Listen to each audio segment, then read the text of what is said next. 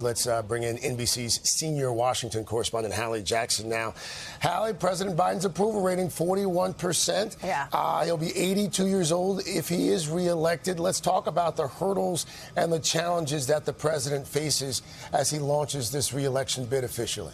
You've hit on both of the big ones, Craig, starting with how old he is, frankly, his age. Nearly half of people tell us in our latest poll that is a major reason to oppose President Biden running. Only about a third say that it's not a problem. And listen, Democrats that I talk to acknowledge, yes, this is going to be a question that the president will have to face. Conservatives are making it an issue. They have been. But the Biden team will try to make his age kind of an asset, right? Talking about his experience. He is a steady hand right now. You saw the video announcement this morning. I think it was a very energetic and vigorous Joe Biden that was sort of intentionally shown in that reelect rollout here. The other issue that the president faces is this kind of meh attitude from Democrats here. 70% of all Americans, including 51% of Democrats, so more than half of Democrats, say they just don't want to see him run again.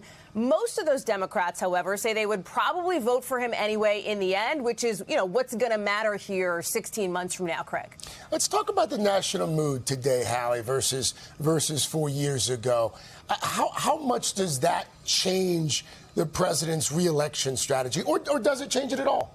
Well, it's a good question because you look at the national mood. October of 2020, right, so a month before the last election, about 19% of people said they felt satisfied with how things were going. Look at where we are this past month. 19% of people say they feel satisfied with how the country's going. Not much has changed in the national mood. On the political landscape, listen, the pandemic was a much bigger issue then, less so now. Abortion access is a bigger issue now after the overturning of Roe versus Wade.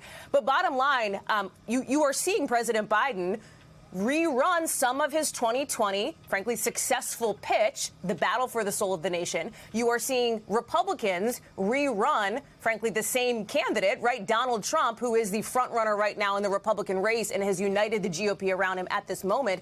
It is 2020 vibes, Craig. I mean, that's what it is, whether people like it or not. And people kind of don't. Only 5% of Americans say they actually want to see a Joe Biden-Donald Trump rematch. We'll see what happens in a year, but right now, those are the two front runners in each party.